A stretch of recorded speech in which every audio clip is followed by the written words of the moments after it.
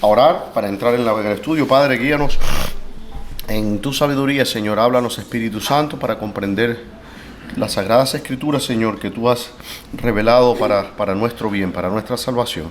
En el nombre de Jesús, amén. Ok, vamos a empezar en el Génesis 11. Hoy sí empezamos en Génesis 11.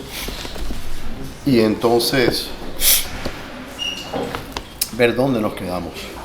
Es que no me acostumbro todavía a esta Biblia nueva. Llevo tantos años usando la otra Biblia que...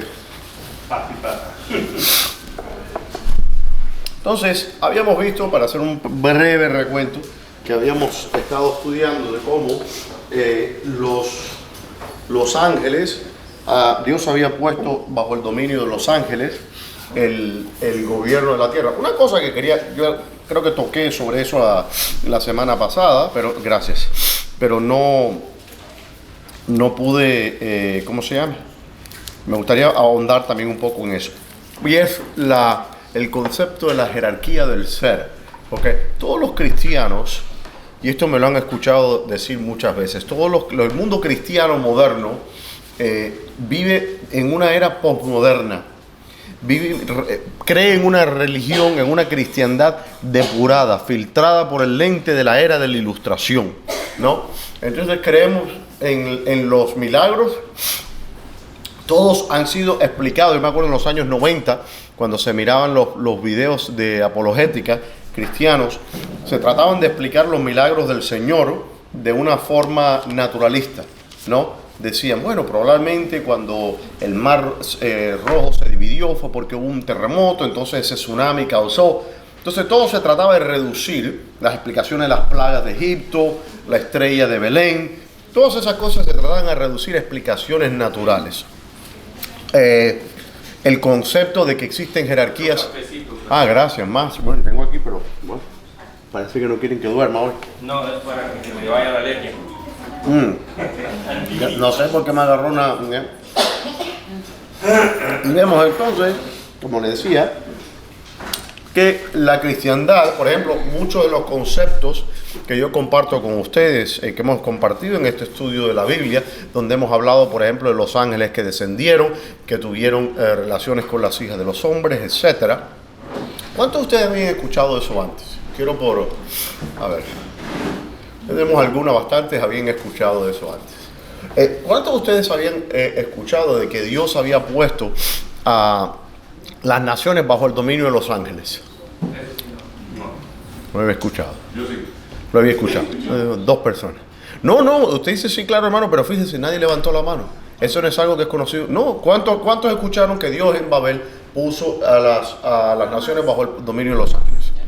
No. Por lo menos de repente, pastor, pueden saber que la nación de Israel, según la palabra, es por Miguel. Bueno, Miguel es el príncipe protector, pero en Israel está bajo Dios. Estamos hablando en cuanto a dioses, ¿no? Pues todas las demás naciones, si usted ve, por ejemplo, Baal, hay un salmo, Alirio me lo puede buscar, dice, no te fatigarás cuando andes, el sol no te fatigará cuando andes de día. Le estoy hablando a Alirio, me dejó con la palabra en la boca, se dio media vuelta y se fue. Alirio, ¿me escucha? Le estoy hablando y se levanta y se va y se fue. Ese es el Salmo 100. ¿Qué? 91. No. Es el 121, ¿no es? No. 121 es que Dios guarde tu entrada y tu salida. Búsquemelo ahí, Alirio. Alirio me lo va a encontrar, me va a dar. En la luna de noche. 121, versículo 6. 121. Es el 121, tenía yo rato. Empieza con alzaré mis ojos a los montes. Entonces está, sí. Léanlo, alguien me lo lea, por favor. Alzaré mis ojos a los montes, ¿de dónde vendrá Mi socorro viene los cielos y la tierra. El tierra es paladero, y se dormirá el que te guarda. Y aquí no se adormecerá, ni dormirá el que guarda Israel. Jehová es tu guardador, Jehová es tu sombra a tu mano derecha. El sol te quedará de día y la luna de noche. Jehová te guardará de todo mal, Él guardará tu alma, Jehová guardará tu salida y tu entrada, desde ahora para siempre. Ahora, Empieza para mañana. Usted lee eso como un cristiano moderno y usted lee, por ejemplo, eso de que el sol no te fatigará de día ni la luna de noche. El Salmo 121 está hablando de algo mucho más allá de una simple interpretación terrenal. El Señor empieza a hablar que Él es de dónde vendrá mi socorro. Dice que Dios es el creador de todas las cosas, los cielos y de la tierra. Y menciona al sol y a la luna como que no nos van a cansar de día ni la luna de noche. No, la luna no cansa a nadie. ¿Cuántos han sido cansados por la luna? Pero lo que se está refiriendo son a deidades, ¿okay? que son representadas, por decir así, de deidades paganas que se adoraban como el sol. Habían deidades solares y habían deidades lunares. Y cuando el Señor está diciendo no te acosarás, es decir, estos demonios que actúan sobre las naciones, ¿okay? Los dioses solares, los dioses lunares, las estrellas, las potencias, etcétera, no van a poder hacer nada en contra tuyo. Y ese es el texto. Cuando usted se lee, por ejemplo, los comentarios antiguos, estoy hablando de los comentarios de hace 2000 años, cuando usted lee el sentido que estas personas le daban a esas palabras, entonces usted empieza a ahondar un poco cuál era el entendimiento que tenían los cristianos de aquellos siglos, ¿no? Lamentablemente hemos naturalizado la Biblia de tal manera que muchas de nuestras interpretaciones no serían entendidas por los primeros discípulos. Uno de los grandes riesgos de nuestro tiempo no es el ateísmo. La mayoría del mundo no es ateo, sino es el sincretismo. Es el reducir a Dios a un principio de vida. ¿Ve? Ese es el gran riesgo, la iglesia siempre ha tenido en sus momentos históricos, cada siglo, una filosofía, alguna enseñanza, algo con lo que combatir. En el siglo XIX la iglesia se tuvo que batir con el ateísmo y el nihilismo, con doctrinas que enseñaban cosas contrarias a lo que enseña la Escritura, con doctrinas como la doctrina de Darwin, por ejemplo, aunque yo sé que algunos me acusan a mí de ser darwinista, ¿no? Entre otras cosas, ¿no? Darwinista, masón, no sé qué otras cosas, pero bueno, calvinista también, me hagan acusar, que sabes que me acusen a mí de calvinista. No, hay que reírse, ¿no? Pero estas doctrinas que afrentaban la iglesia en nuestros tiempos no es la negación de Dios, es la creación de Dios a nuestra imagen. Como diría Voltaire, decía que en el principio creó Dios al hombre a su imagen y semejanza, y después el hombre le devolvió el favor a Dios. ¿Entiende lo que significa eso? Después el hombre hizo a Dios a su imagen y semejanza. Y el problema que existe hoy día es que quieren reducir a Dios a un principio de vida, a algo motivacional, algo a lo cual debemos aspirar como humanidad. Eso es riesgoso. El Dios de la Escritura, en la Escritura nos enseña una dualidad, donde está por un lado el Dios creador de los cielos y de la tierra, del Salmo 121, y la creación. Son dos cosas diferentes. Entonces, estos ángeles han sido puestos sobre las naciones del mundo. Gracias, sí, porque me estaba al arrancar la nariz. Esto por lo menos es más suave. Gracias, hermano. Pues estaba con una servilleta que me dio alirio, y le digo, la servilleta tenía más alergia que... Entonces vemos que Dios pone a las naciones, a 70 las naciones, en la tabla de las naciones que nos encontramos en el capítulo 10, los descendientes de Noé, que fueron 70 naciones. Y vimos en los diferentes textos, como en algunos textos, por ejemplo, habla de que Dios dividió a las naciones de acuerdo al número de los hijos de Israel, dice en Deuteronomio 32:8, y en algunas otras traducciones dice que Dios dividió a Israel de acuerdo al número de los ángeles de Dios, dice en la Septuaginta, y en algunas otras partes dice que Dios dividió la tierra, en otras traducciones, de acuerdo al número de los dioses. O sea que los dioses, habla la Escritura, de que dice vanidades son los ídolos y los dioses de las naciones. Los dioses de las naciones son algo. Los ídolos no son nada, los ídolos son madera, qué sé yo. Pero lo que está detrás del ídolo es algo. Es un Dios, con minúscula. ¿Qué Dios es? Los ángeles caídos, son demonios que han enseñado a las naciones. Y cada nación tenía sobre sí un ángel protector, un demonio protector, ¿no? Que había sido consagrado. Cada nación tenía los cananeos, tenían a Baal, tenían los moabitas que tenían a Moloch. Y eso eran demonios a los cuales se les hacía. Había un culto religioso asociado con estas deidades. Bien, entonces vimos que en el capítulo 11, después de la dispersión de los hombres y del juicio de Dios, donde se para y dice, mira, voy a poner a todas las naciones bajo el dominio de los ángeles, y el cabecilla de ellos es el diablo. Por eso el diablo le dice al Señor Jesucristo, los reinos de la tierra me han sido dados a mí. Pero ahora vemos algo. Terminamos en el capítulo 9 y dice entonces en el 10, estas son las generaciones de Sem. No sé si algo en la escritura, el libro de Génesis, Bereshit, en hebreo, significa, nosotros leemos el libro de los orígenes, pero en realidad la traducción literal sería el libro de las generaciones. ¿Cuántas generaciones ya nos ha mencionado en el libro de Génesis? ¿Ve? Nosotros muchas veces leemos el libro de Génesis para satisfacer nuestras curiosidades científicas. Queremos saber cómo Dios hizo el planeta Júpiter y cómo es que Andrómeda se formó y cómo pero el Señor lo que está interesado es en darnos los linajes de los seres humanos, el linaje de la salvación. Y ahora nos encontramos aquí en el versículo 10, estas son las generaciones de Sem. Y Sem, de edad de 100 años, engendró a Arfaxad, 2 años después del diluvio. Y vivió Sem, después que engendró a Arfaxad, 500 años y engendró hijos e hijas. Arfaxad vivió 35 años y engendró a Sala.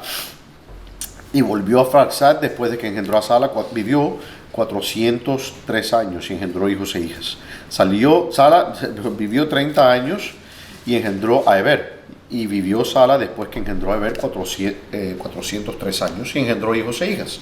Eber vivió 34 años y engendró a Peleg. Y vivió Eber después que engendró a Peleg 430 años y engendró hijos e hijas. Peleg vivió 30 años y engendró a Reú. Y vivió Peleg después que engendró a Reú 209 años y engendró hijos e hijas. Reú vivió 32 años y engendró a Serug. Y vivió Reú después que engendró a Serug 207 años y engendró hijos e hijas. Y Serug vivió 30 años y engendró a Nacor. Vivió Serug después que engendró a Nacor 200 años y engendró hijos e hijas. Y Nacor vivió 29 años y engendró a Taré.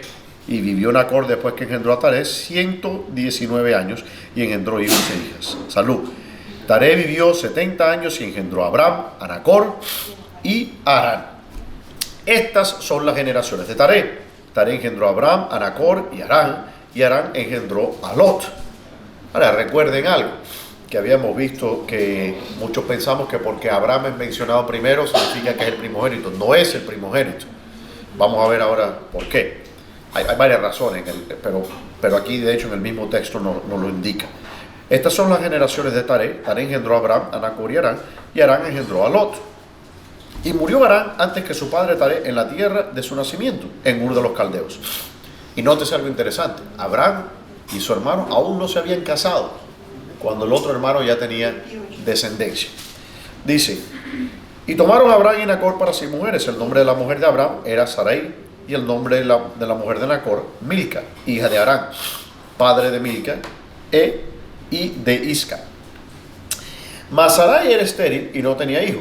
Y tomó Taré a Abram su hijo, y a Lot, hijo de Harán, hijo de su hijo, y a Sarai su nuera, mujer de Abram su hijo, salió con ellos de Ur de los Caldeos, para ir a la tierra de Canaán. Vinieron hasta Harán y se quedaron allí.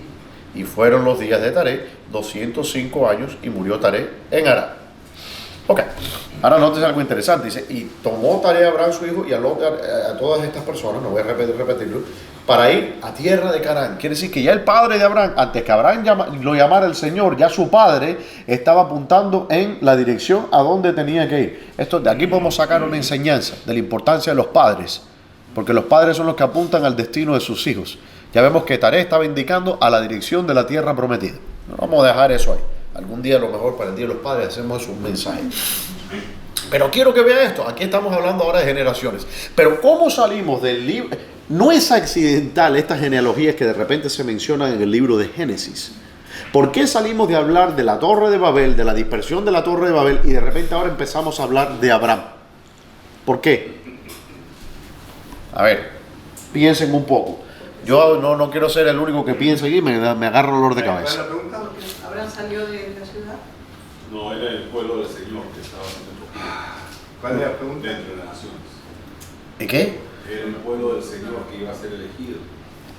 Bueno, precisamente. Nótese que no es accidental. Alirio, usted iba a decir algo, pero luego se pone de pie. A ver. Sí.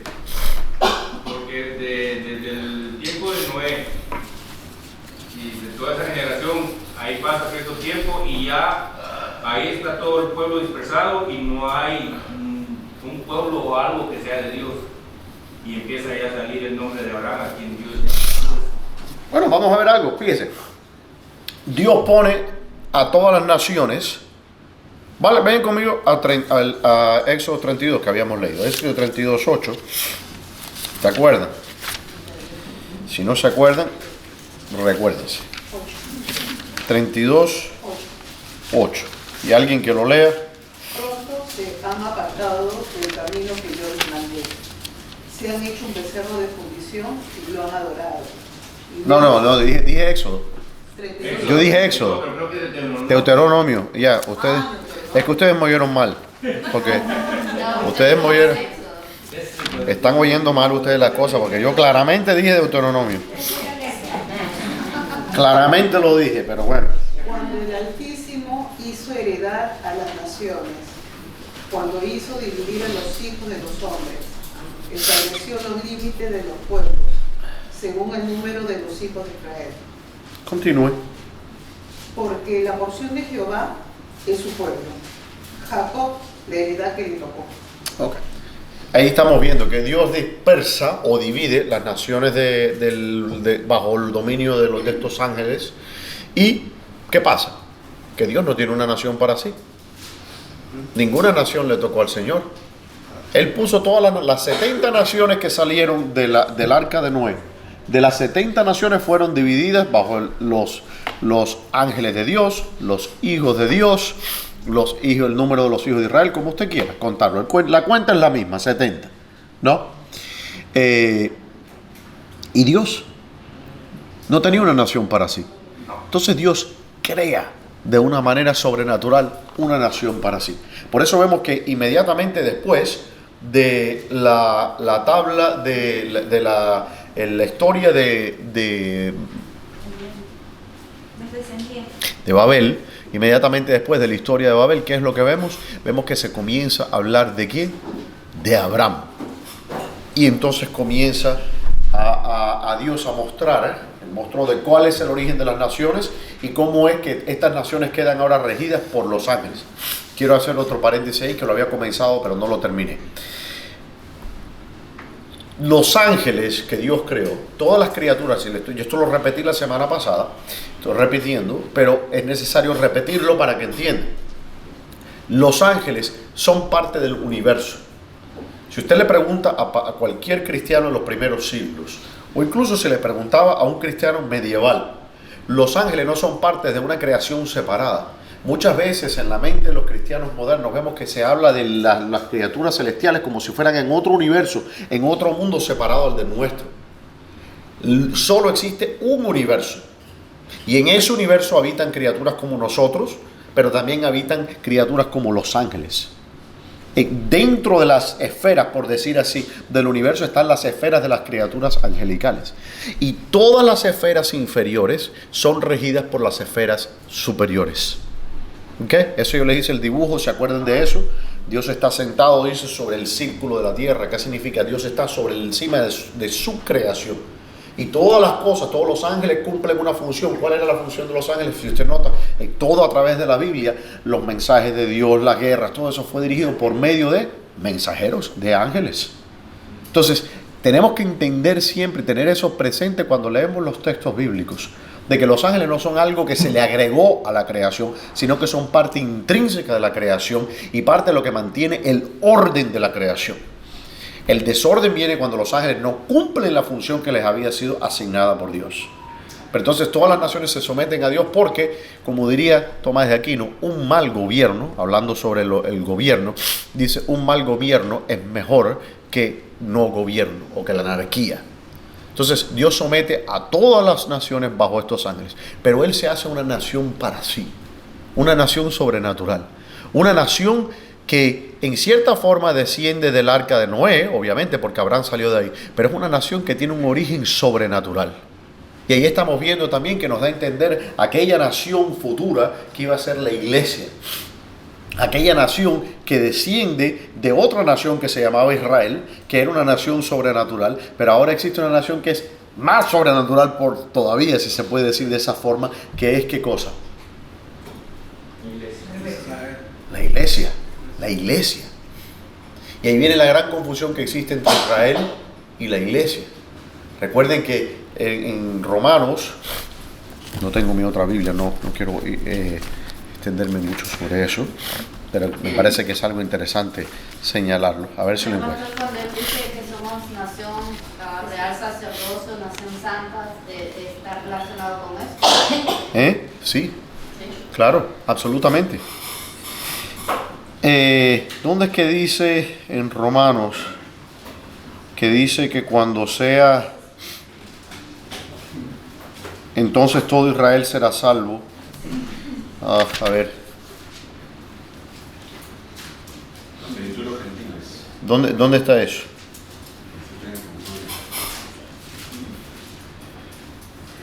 Exacto, yo creo que estaba en el 11, pero no lo veo. 11, ¿quién? 11, ajá. Digo pues.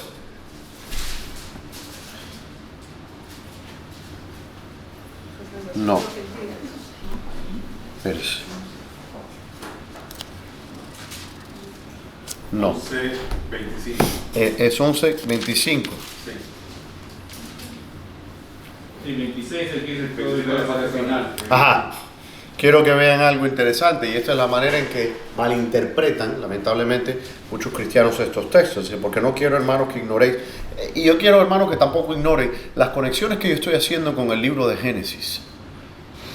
Todo esto que estamos hablando de los ángeles, de la torre, del capítulo 6, todas esas cosas es una conexión a lo que está, a la historia de la iglesia. Esto no son historias aisladas, ¿no?, de la humanidad, curiosidades en la Biblia, sino que todo es parte de un engranaje, de una arquitectura divina, de cómo el plan de Dios se desarrolla. Dice, porque no quiero, hermanos, que ignoréis este misterio, para que no seáis arrogantes en cuanto a vosotros mismos, que ha acontecido a Israel endurecimiento en parte, hasta que haya entrado la plenitud de los gentiles, y luego todo Israel será salvo. Como está escrito, vendrá de Sión el libertador, que apartará a Jacob de la impiedad. Y este será mi pacto con ellos, cuando yo quite sus pecados. Así que, cuanto al evangelio, son enemigos por causa de vosotros, pero en cuanto a la elección, son amados por causa de los padres. Todos interpretamos ese texto mal, como queriendo decir que al final todos los judíos, ¿no?, van a ser salvos. Esa es la forma estándar en que se interpreta eso, ¿sí o no? Que decimos, bueno, Dios está esperando a los gentiles y después entonces los judíos van a ser salvos. No. Leamos el texto claramente. ¿Qué dice? Que ha acontecido a Israel endurecimiento en parte hasta que haya entrado la plenitud de los gentiles. Y luego todo Israel será salvo. ¿Qué es ese todo Israel? Ese todo Israel es que incluye a un Israel que incluye a Israel y a los gentiles. Entonces cuando dice, entonces todo Israel será salvo. ¿Cuándo es que todo Israel será salvo? Cuando los judíos espirituales, los descendientes de Abraham espirituales, es decir, los gentiles, entren en el redil, entonces todo Israel será salvo. Porque parte de Israel es los descendientes de Abraham según la carne. Pero hay otra descendencia de Abraham, que es una descendencia que viene ¿de dónde? ¿Saben lo que estoy hablando, hermano? Me está mirando como del cielo, que es de los gentiles, ¿de qué, hermano? Okay. Espérense un momento.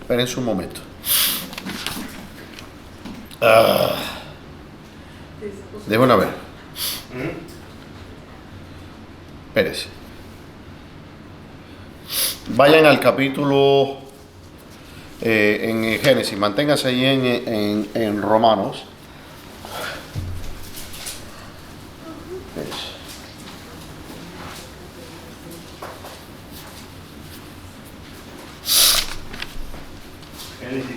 Espérense.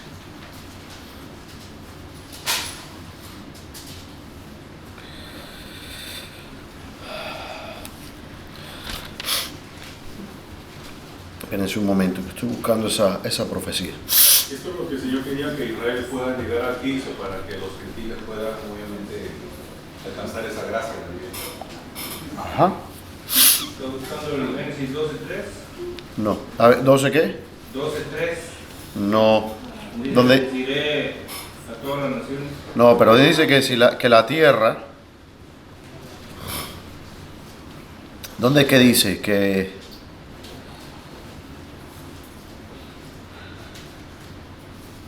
En el 13:16 dice: y haré tu descendencia como el polvo de la tierra. Que si alguno puede contar el polvo de la tierra, también tu descendencia será contada. Está diciendo que la descendencia, le dice a Abraham, que tu descendencia será ¿qué cosa? Como la tierra. Ahora, cuando le habla de la promesa de Isaac, en el capítulo 15, ¿ok? Que le habla ahora de la descendencia de él, de acuerdo a la descendencia espiritual. Miren lo que dice en el 15:5.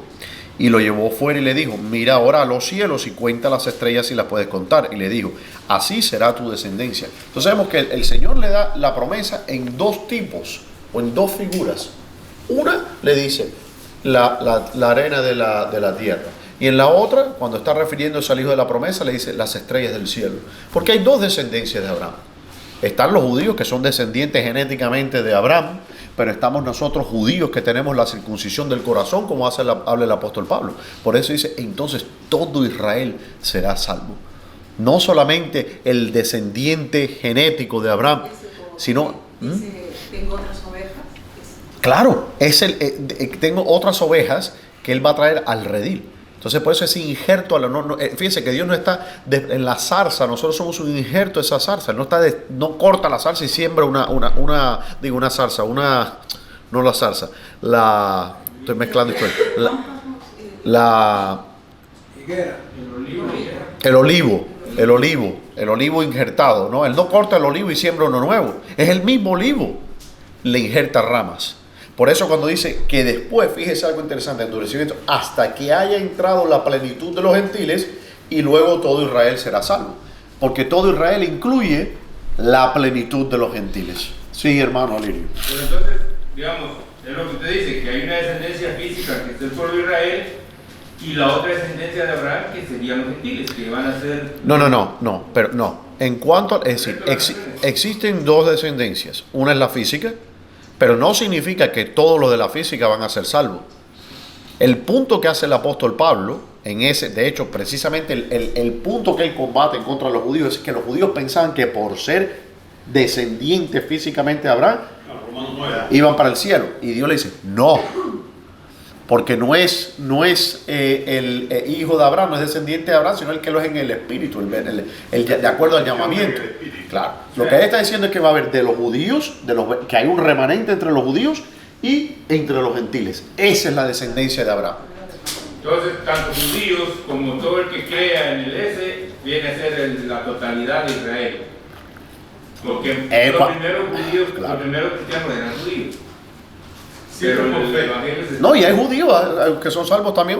El punto es que dice la Biblia claramente: ni carne ni sangre heredarán el reino de los cielos.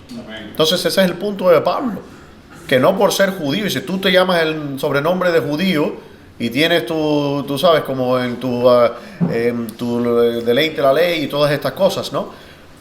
Pero lo que el Señor enseña, que vemos desde el libro de la elección sobrenatural, de la creación sobrenatural del pueblo elegido de Dios, es que los gentiles, fíjese que dice: después de la plenitud de los gentiles, entonces todo Israel será salvo. ¿Por qué? Porque todo Israel no puede ser salvo hasta que la plenitud de los gentiles se complete. ¿Por qué? Porque esa plenitud es parte de todo Israel. En Romanos 9, 25 y 26 dice algo tocante, algo también de la arena del mar con respecto a la profecía de Oseas y de Isaías. ¿Quiere que se lo lea? Sí, léalo. Como también en Oseas dice: llamaré pueblo mío al que no era pueblo, y a la no amada, amada. Y en el lugar donde se les dijo: vosotros no sois pueblo mío, allí serán llamados hijos de Dios. También Isaías clama tocante a Israel: si fuera el número de los hijos de Israel como la arena del mar, tan solo el remanente será salvo. Ahora, hay que tener un cuidado también. Es decir, es relevante porque no significa, a veces en la escritura se usan los mismos símbolos para representar cosas diferentes. En este caso es apropiado porque a veces se usa, por ejemplo, el sol para representar a Israel o el Evangelio, y a veces se usa el sol para representar una deidad de una nación, como está creo que en... Pastor, pero como son 70 naciones que salieron del Arca de Noé, y las 70 naciones eran inmundas, paganas. Bueno, Abraham sale de Ur de los caldeos que eran una nación pagana, inmunda. Ur fue fundada por Nimrod, que era rebelde, ¿ok? Y claro, Abraham era pagano. Dios lo saca. Abraham era pagano, hasta ese momento no era judío, era pagano. Ajá. ¿Qué pasó? ¿Cuál fue la magia que hizo que Abraham fuese... No, si está buscando la causa del llamamiento de Abraham en Abraham, no está ahí, está en Dios y en sus propósitos. ¿Eh? Los también entra en la... Bueno, el llamamiento en realidad fue a todas las naciones. No es que fue excluida, que el llamamiento se fue a todo Israel. El punto fue que él dijo, ok, las naciones se rebelaron en contra de Dios. Estos no eran naciones que no conocían lo que había ocurrido en el diluvio. Estas personas sabían perfectamente lo que estaban haciendo y estaban voluntariamente rebelando. No es que los pobrecitos no sabían, eran ignorantes. Vamos a hacer una torre para rebelarnos con Dios. No sabemos nada, no sé, pero voy a hacer esta torre. ¿Una torre para qué? Para que si viene un diluvio no seamos esparcidos. Era la afrenta del hombre en contra de Dios. Y Dios entonces desciende y trae juicio sobre ellos. ¿Por qué? Porque habiendo entendido a Dios, no le dieron gloria como Dios, sino que su necio corazón fue entenebrecido. Entonces, como dice en el libro de los Romanos, entonces y recibiendo, dice en su mismo cuerpo, la retribución debida a su extravío. Cuando habla en el capítulo 1 de Romanos. En 1 en adelante, ¿no? Entonces vemos que de ahí vienen entonces todas las demás perversiones que vienen del mundo pagano. Pero absolutamente que eso fue una rebeldía en contra de Dios. Ellos sabían lo que estaban haciendo. Había una memoria histórica esto no es una cosa que nosotros sabemos. Claro, esto estaba fresco, ellos sabían, ¿no? Y ellos se rebelan en contra de Dios. Entonces Dios pone a las naciones bajo los ángeles como juicio. Eso fue un castigo. Él hizo heredar a las naciones, pero dice, ok, ¿sabes qué? Ustedes no quieren ser gobernados por mí. Perfecto. Ahora yo los voy a poner a ustedes por un gobierno de una criatura inferior. Ahora estas criaturas, seres como ustedes, creados, van a ser sus gobernadores. ¿Y cuáles son los títulos que tienen los ángeles? Gobernadores, potencias, potestades, tronos, dominios, principados. ¿Por qué? Porque esos son lo que hacen. Esos no son títulos de lo que son. La palabra ángel no es lo que uno es lo que uno hace. ¿Entiendes? La palabra principado no es lo que uno es, sino el oficio que ejerce. Por eso tienen esos títulos. Estas criaturas son criaturas etéreas, ¿no? Con un cuerpo diferente al nuestro, pero que tienen una función específica que Dios le dio. Y Dios los pone, los entrega y dice, yo no voy a gobernar, no voy a lidiar más con ustedes. ¿Por qué? Porque ustedes no quieren respetar mi ley. Dios hizo un pacto con la humanidad. ¿Qué pasó con Noé? ¿Se acuerdan? Él hizo un pacto y Dios honró su pacto, puso su arco en el cielo y dice, yo no voy a traer este juicio más sobre ustedes. Sigan estas reglas. Les dio una regla y nuevamente le dijo, multiplicaos, ¿cómo dijo? Fructificaos y multiplicaos y llenar la tierra. ¿Y qué hace el hombre? No, aquí me quedo yo. Yo no voy a andar como un nómada caminando por la tierra. Yo voy a construir una ciudad. Y vamos a hacer una torre alta para cualquier cosa que veamos que llueve un poquito mucho, subimos a la torre y nos salvamos del diluvio. Y le hacemos una trompetilla al Señor. Eso fue lo que pasó. Y Dios dijo, basta. ¿Sabes qué? Los entrego a ustedes, ángeles rebeldes, porque los ángeles también fueron rebeldes. La caída no fue solo de los ángeles, fue de los ángeles y de los hombres.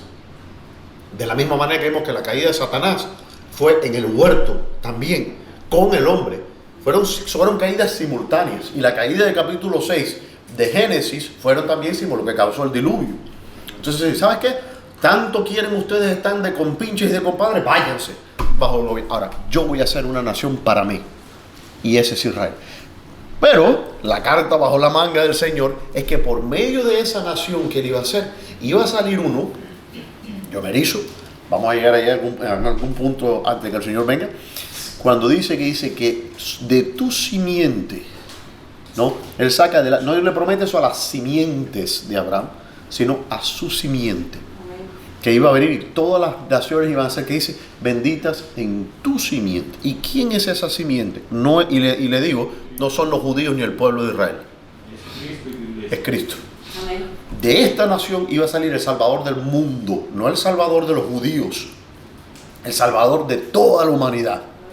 Y no, para los calvinistas, no es toda clase de persona, no es para toda la humanidad, para todo lo que tiene el título de humanidad o de hombre, porque de tal manera amó Dios al mundo. Amén. No a algunos en el mundo, no a algunos tipos de mundo, sino al mundo. Que dio a su Hijo unigénito, para que todo el que cree en Él no se pierda, mas tenga vida eterna.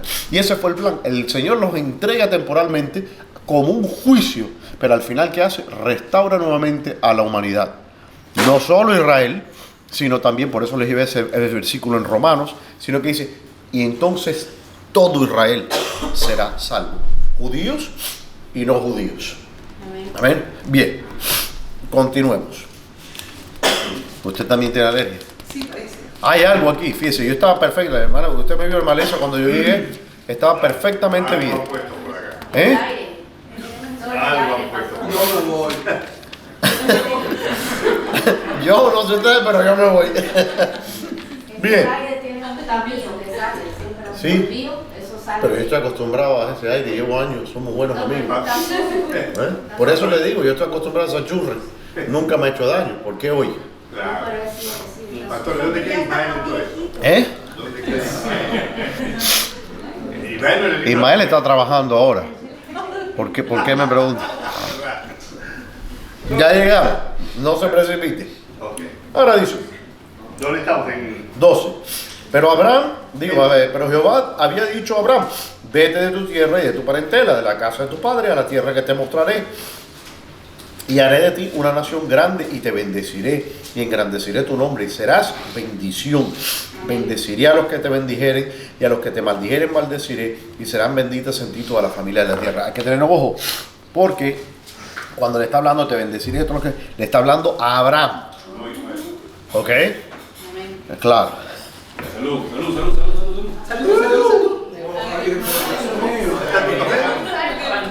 El que diga salud otra vez va a salir excomulgado. ¿Eh? No, ya me lo tomé. Sí. Hay más café. Está otro. Está otro café. Amén. ¿Sabes como Pochito, que está chiquito y él ve que todo el mundo ora y él nos mira así? Y de repente él hace así.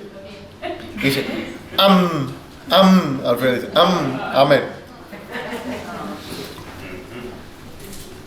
Bien, dice entonces, no creo que ayuden porque tengo uno en la boca, pero gracias por lo que cuenta la intención, ¿no?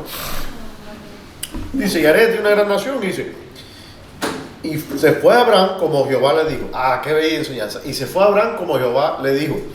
Y lo Esto es un sermón, ¿no? Porque obedeció.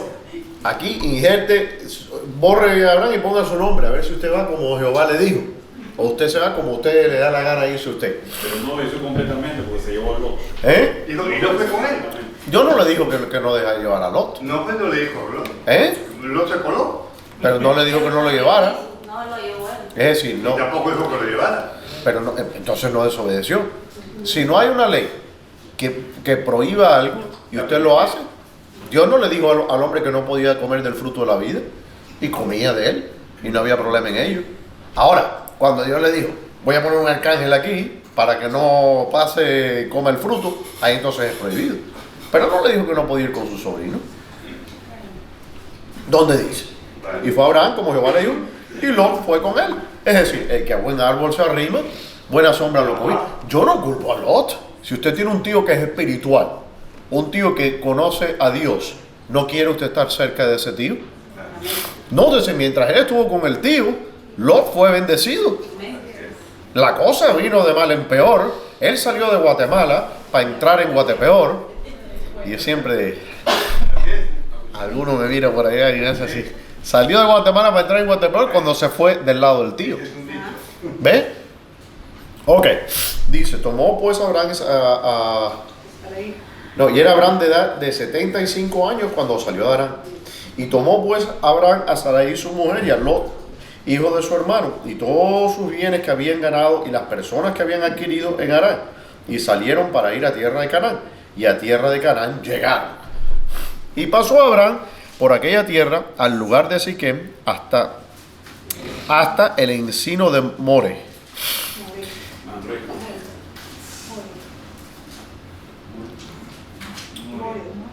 More. No, usted está pensando en el encinar de Mamre. 16, el 6, verso 6. 6. More. More. Hermano, usted está leyendo la pechita. Dicho sea de paso, es lo mismo en arameo. Ajá, dice, y el cananeo estaba entonces en la tierra. No, es que el hermano tiene razón, porque es la misma palabra. ¿Ok? Es Mamre. Es el encinar de Mamre. Y de hecho, la semana que viene les voy a traer, yo tengo un libro para que usted vea. Porque, dato curioso, es más, le voy a mandar el video para que lo vean, lo compartan con la familia. El lugar donde estaba ese árbol, donde estaba Abraham y donde se encontró con Dios, con la deidad misma que descendió, ese lugar donde estaba el árbol aún existe. Y usted puede ver el redondel donde estaban los árboles. Y van a ver también, porque dice que Abraham edificó un altar. Y ese altar aún existe. ¿Saben qué cosa? Una cosa escalofriante, para que se eriza uno. Hay que ir. Se lo voy a mandar para que usted vea el lugar. A mí me encanta la escritura, porque usted va con la Biblia en una mano y con el pico en la otra, ¿no? Me emociono. Y el cananeo está ahí. Y el cananeo estaba entonces en la tierra. Y apareció Jehová a Abraham y le dijo, a tu descendencia daré esta tierra.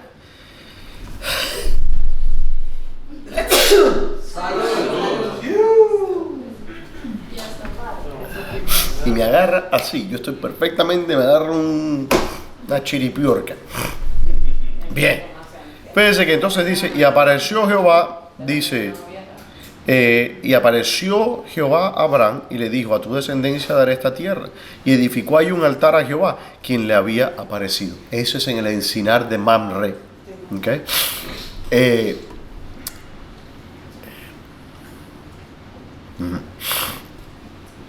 Luego se pasó de allí a un monte al oriente de Betel y plantó su tienda, y teniendo a Betel al occidente y Ai al oriente. ¿Se acuerdan de Ai? No se acuerdan de Ai. Ai, ¿se acuerdan de esa tierra? Donde fueron Josué fue derrotado en Ai. ¿Se acuerdan de esa historia? Okay. Al oriente, y edificó allí altar a Jehová e invocó el nombre de Jehová, y Abraham partió de allí caminando yendo hacia el Negev. Hubo entonces hambre en la tierra y descendió Abraham a Egipto para morar allá, porque era grande el hambre en la tierra. Y aconteció que cuando estaban para entrar en Egipto, dijo a Sarai su mujer, he aquí ahora conozco que eres mujer de hermoso aspecto, y cuando te vean los egipcios dirán, su mujer es, y me matarán a mí y te reservarán la vida. Ahora pues, di que eres mi hermana, para que me vaya bien por causa tuya y viva mi alma por causa de ti. Parece que el padre Abraham era medio mentiroso, medio mentirosín. Eran parientes. Yo sé que eran parientes, eran medios hermanos, porque no mintió solo una vez, mintió 2 veces, a pesar de todo el desastre que armó la primera vez. Otro mensaje, ¿no? Para los mentirosos. Para los mentirosos y los calumniadores. ¿Sabe cuál es la palabra que en la escritura, cuando dice la palabra calumniador, ¿sabe cuál es la palabra en griego para que se traduce como chisme o calumnia? ¿Sabe qué palabra es? A ver, Alirio. Diablo. ¿Usted sabía eso? Cuando dice diablo, literalmente. Diablo. Dice, cuando dice, por ejemplo, en Primera de Timoteo, cuando le dice las mujeres, asimismo las mujeres no sean calumniadoras. ¿Se acuerdan de eso? La palabra.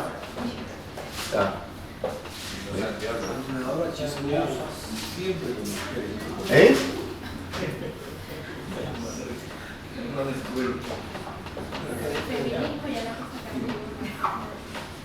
Dice, ni diablo, que no sean diablas, que no sean calumniadoras o mentirosas.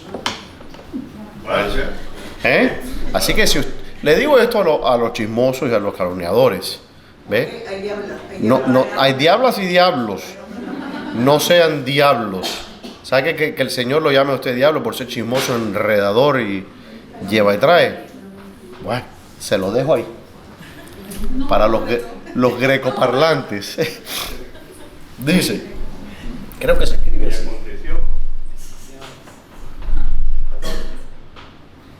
Juan 8:44 dice eso acerca de la palabra diablo. Ah, ¿qué dice? Vosotros sois de vuestro padre el diablo, y deseos de vuestro padre queréis hacer. Él ha sido homicida desde el principio y no ha permanecido en la verdad, porque no hay verdad en él. Cuando habla mentira, De sí habla. porque es mentiroso y padre de mentiras. Amén. Bien, dice entonces, y vemos que aquí el padre Abraham mete un cuento chino. No es una mentira del todo, pero es una verdad a media. Usted puede decir la verdad, pero decirla de tal manera que es una mentira. Y eso es peor todavía que decir una mentira. Cuando usted usa la verdad, pero la dice en cierta forma, en broma, en juego, en una sutileza, en una entonación específica de la voz, que usted la maquilla de tal manera que usted sabe que la otra persona va a interpretarla de una manera diferente. Eso es pecado. Y el cristiano no debe hacer eso. Pero Abraham no consultó con Jehová cuando estaba en Egipto. No. Para empezar, fíjense algo interesante. ¿Qué hacía en Egipto? ¿Quién le dijo que fuera a Egipto? El Señor lo mandó a Canaán. ¿Qué hace usted en Egipto? ¿A dónde te mandó Dios a ti? Y tú andas metido donde no tienes que estar. Y para colmo, claro. Porque ¿sabe qué pasa? Cuando nos salimos de la voluntad, y no quiero hacer de esto un mensaje, porque la enseñanza es la enseñanza y la predicación es la predicación. Los pastores bautistas siempre confunden los dos. Y todo es una predicación. ¿Ves? Pero te digo amén, no sé si eso es por bueno o por malo, pero bueno, lo voy a tomar por la parte buena. Una es enseñanza y otra es Claro, son dos cosas diferentes, claro. Pero cuando nosotros nos salimos de la voluntad de Dios y estamos en el sitio, en nuestra vida, donde no tenemos que estar porque estamos fuera de la voluntad de Dios, vamos a tener que mentir, que engañar y vivir vidas deshonestas. Porque nos salimos del dominio del Señor, nos salimos de la voluntad del Señor y estamos metiéndonos bajo la voluntad de Satanás. Se lo dejo eso ahí. Ya volviendo a las naciones. Se entrega a las naciones. Imagínense usted, recuerde, el Señor puso todas estas naciones, las tierras bajo el dominio de las naciones. Y ahora, ¿qué hace Abraham? Va precisamente. Sí, aguanta un poco de hambre, hermana. El ayuno es bueno. Estoy hablando de Abraham. Yo sé. Pensemos un poco en una persona también que por hambre armó un desastre que estamos todavía nosotros sufriendo las consecuencias. Me pregunto quién. Esaú.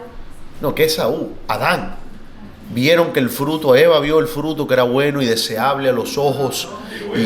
Y el hombre también comió. ¿Ve? El hombre come porque el hombre come lo que le pongan por delante, él se lo traga. Le puso la fruta y me la tragué. No quieren expulsar al hombre. Si no me lo como, va a tener problemas con la eternidad. Sí. Sí. Y lo tuvo. ¿Qué? Si hubiera sido el hermano Ismael, se comía el árbol. Bien. Eso lo dijo él, no yo. Dice, pero quiero que noten algo interesante.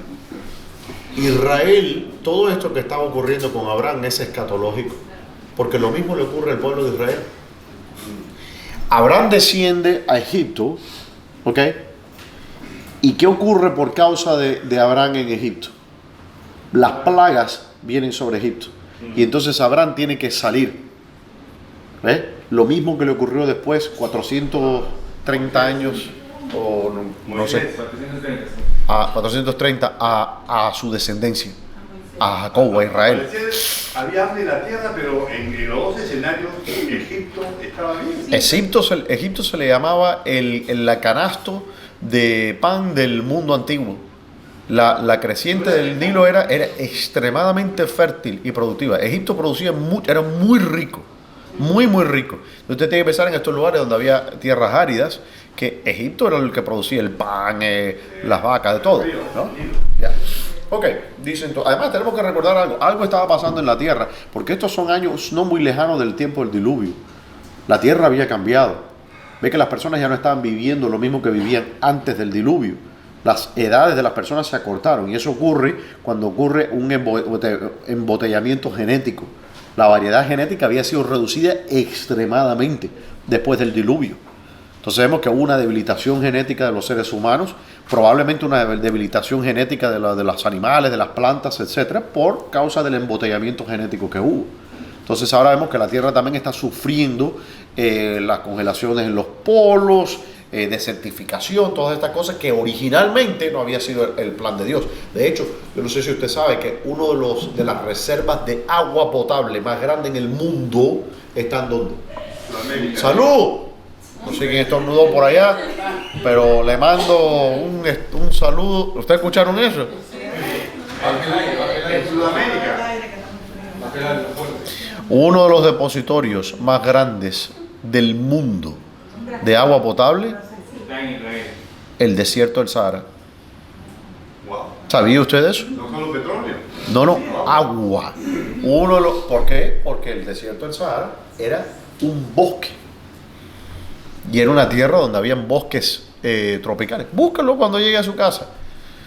Así que me miran todos con cara de... Antes del diluvio. Por supuesto, antes de diluviar. Y claro que está por ahí, pero en el desierto del Sahara usted no se muere de sed. Puede cavar un poco. ¿Qué hay por ahí? ¿De dónde cree que vienen esos oasis? De la tierra, de subterráneo, de manantiales subterráneos que hay. El Sahara tiene uno de los contenidos de agua, reservas de agua potable más grandes del mundo, sí, absolutamente. Yeah. Ok, vamos a terminar ahí porque quiero dejar 5 minutos para las preguntas y después me voy a ir, que no he terminado de hacer la maleta, y mañana me voy para Guadalajara. Bueno, no para Matamoros, pero bueno.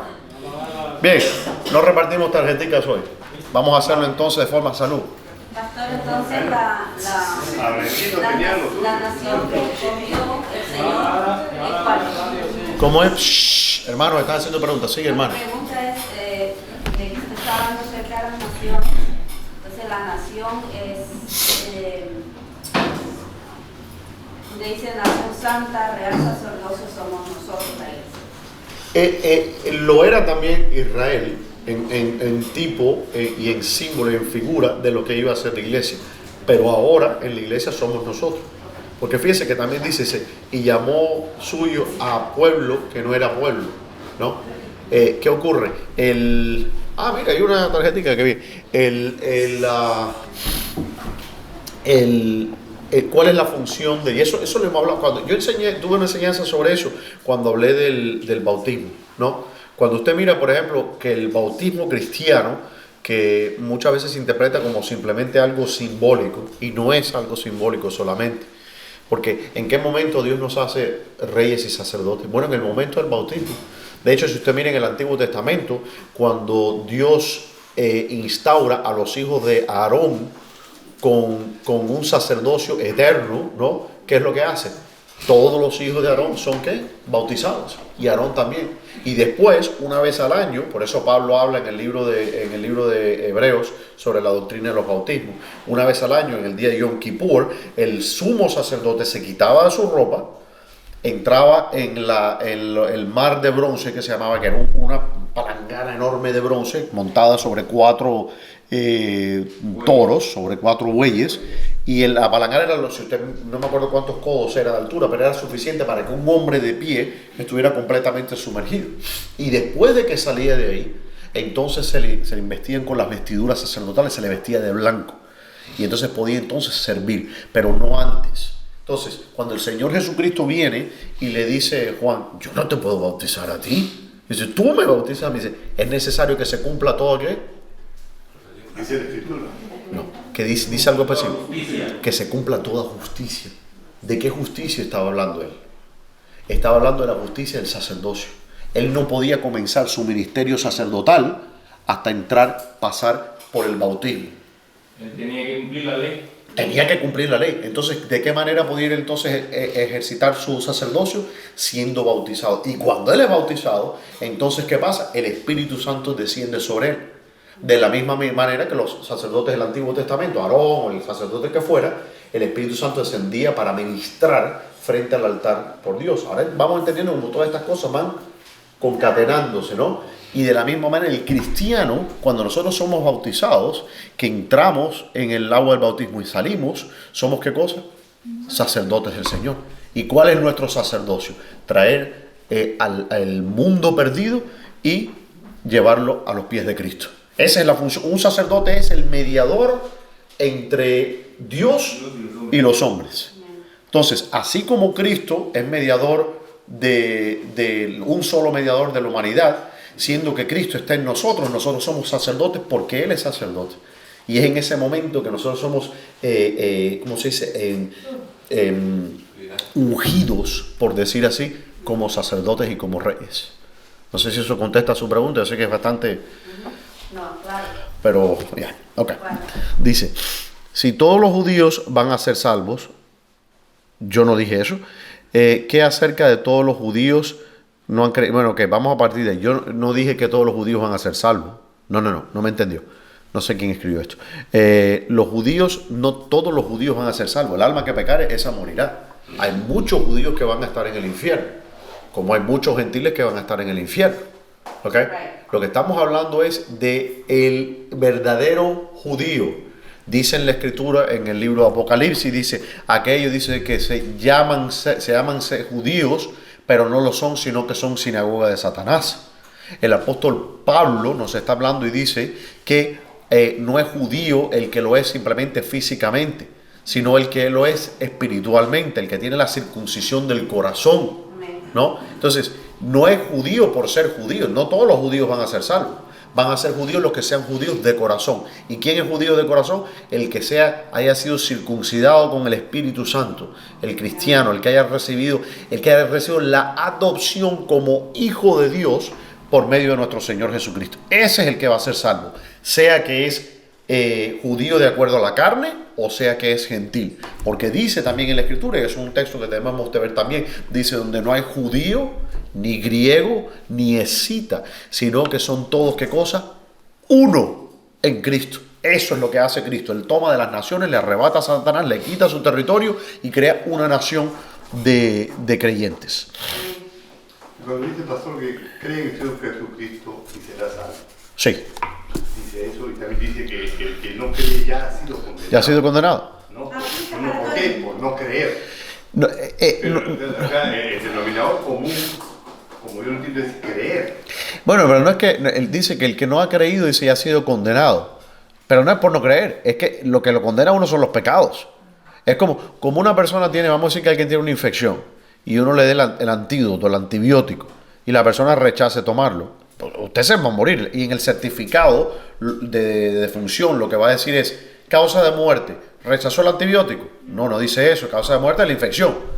Lo que mata al hombre es su pecado. El alma que pecare, esa morirá. Cuando la persona rechaza a Cristo, eso se vuelve aún un pecado mayor, porque no solamente que estás en tus delitos y pecados, sino que estás rechazando la medicina que Dios te está dando.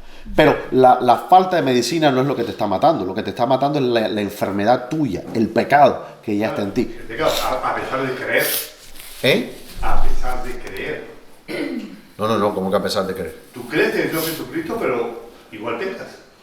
Sí, pero el pecado. No. Pecas deliberadamente. No, pero el pecado ese no lo mata. El pecado a uno no lo mata. Estamos hablando de una persona que muere porque rechazó al Señor. Es decir, murió por sus pecados. Porque era pecador. Y él rechazó la medicina. Rechazó la salvación. Le tiraron el salvavidas y dijo, no, thank you. Te vas a ahogar. Ok. ¿Alguna otra pregunta? Sí, hermana. En referencia a los ángeles habitan entre nosotros, Sí, pero no los vemos. claro. ¿Sí? Ajá. Eso es bastante. Sí. Los ángeles tienen regiones, ¿ok? Los ángeles, por eso es que se llama ángel, ángelos, que significa mensajero, ¿no? Ellos son los que están mediando entre Dios y los hombres y el universo. Todas las cosas que se rigen, el cargo de los ángeles, de los coros de ángeles, es mantener el orden y la estructura del universo. Hay ángeles que han caído, que Dios los bajó de la esfera donde ellos estaban, de la esfera angelical, Satanás y sus secuaces, y Dios los condenó a unas esferas inferiores, a lo que llama en la escritura el aire. Por eso se llama el príncipe de la potestad del aire. Ese no era su lugar, pero Dios lo condenó en su caída a una esfera inferior. ¿Por qué? Por su rebelión. Pero si están en el aire, entonces, ¿para qué? ¿Cómo vienen a la tierra? No podemos entender en el aire en el sentido literal de la palabra. Es decir, sí es en un sentido literal, pero no en el sentido físico, ¿ok? Como entendemos nosotros la física de la palabra. Sino que está hablando que si usted piensa que hay regiones y cada región tiene su nombre, por decir así. Nosotros, por ejemplo, Dios nos ha dado el dominio, le dio el dominio sobre la tierra. Y nos dijo, juzgar la tierra, ¿no? ¿Significa eso que literalmente es la tierra? No, entendemos lo que se quiere decir por eso. De la misma manera, cuando él habla del dominio sobre el aire, se está refiriendo a potestades, a una situación o a una existencia ontológica diferente, porque los cuerpos de los ángeles son diferentes a los nuestros, ¿no? Vamos a llamarlo, por decir así, abusando del término, están en otra dimensión, por decir así, que nosotros no estamos. Pero es una dimensión inferior. Estoy usando un lenguaje moderno, pero es una dimensión inferior a la que les corresponde a ellos por su dignidad, sino que están ahí por juicio. Y ese es el dominio donde la iglesia va a ir a despojarlo y sacarlo de ahí, ¿no? Pastor, pero nosotros tenemos. ¿Qué? Nosotros tenemos ángeles. ¿Cómo que tenemos ángeles? Que nos rodean. Bueno, la ¿Cómo escritura... saber si ese ángel viene de Dios o viene de él? Agustín comenta algo interesante. Él dice que el diablo tiene un demonio asignado a cada persona que nace para tentarlo, ¿ok? El arma más eficiente que tiene Satanás es la tentación. Y dice Agustín que muchos de los padres griegos también enseñaban eso, que Dios también le asignaba, de ahí era la doctrina del ángel guardián, que Dios le asignaba también a los seres humanos un ángel que lo ayudaba también que era como una gracia que Dios le daba a cada persona para, ¿cómo se llama? Vivir en la vida, contrarrestar a ese demonio, etc. Pero que el ser humano al final es responsable de obedecer al Señor o no. Yo sí creo que hay ángeles, la Escritura nos dice que ángeles acampan alrededor, ¿no?, de los que le temen y los defiende. Y el Señor Jesucristo habla de los niños y dice que su ángel está mirando el rostro de mi Padre. Entonces nos habla de que los niños, entonces la Biblia no nos habla muchos detalles, pero sí sabemos que hay ángeles que aguardan alrededor de los hijos de Dios y los protegen y nos libran y nos asisten. Y bueno, el ángel que se le apareció a Juan le dice: yo soy consiervo tuyo, ¿no? Son colaboradores de Dios y nos asisten. Claro que sí, sí. Amén. ¿Eso es todo? Ok, bueno, vamos a orar. Padre Celestial, Señor, te damos gracias por esta noche, gracias por tu palabra, Señor. Permite que poco a poco vaya entrando en nuestras cabezas, Señor, que tu Espíritu Santo nos enseñe, Señor, a nuestro espíritu, en el nombre de Jesús. Amén. Amén.